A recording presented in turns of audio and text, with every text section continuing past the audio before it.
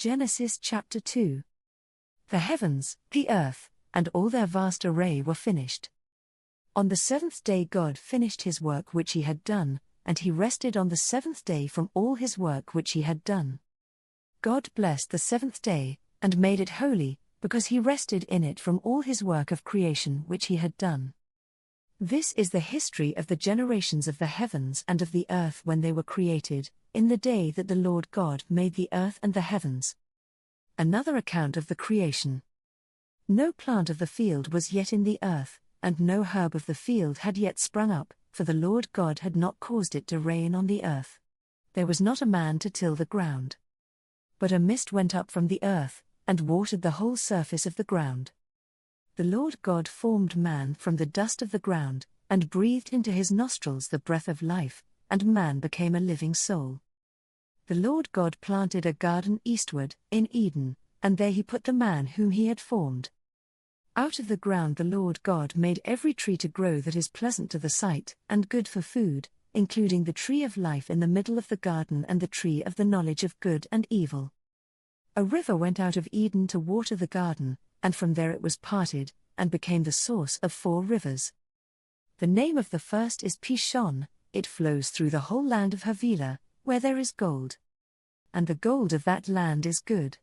Bdellium and onyx stone are also there. The name of the second river is Gihon. It is the same river that flows through the whole land of Cush. The name of the third river is Hiddekel. This is the one which flows in front of Assyria. The fourth river is the Euphrates.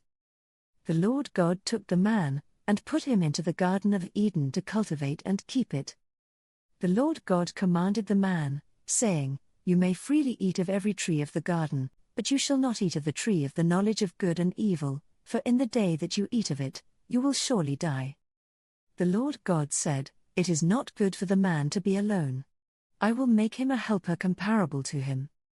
Out of the ground the Lord God formed every animal of the field, and every bird of the sky, and brought them to the man to see what he would call them. Whatever the man called every living creature became its name. The man gave names to all livestock, and to the birds of the sky, and to every animal of the field, but for man there was not found a helper comparable to him. The Lord God caused the man to fall into a deep sleep. As the man slept, he took one of his ribs, and closed up the flesh in its place.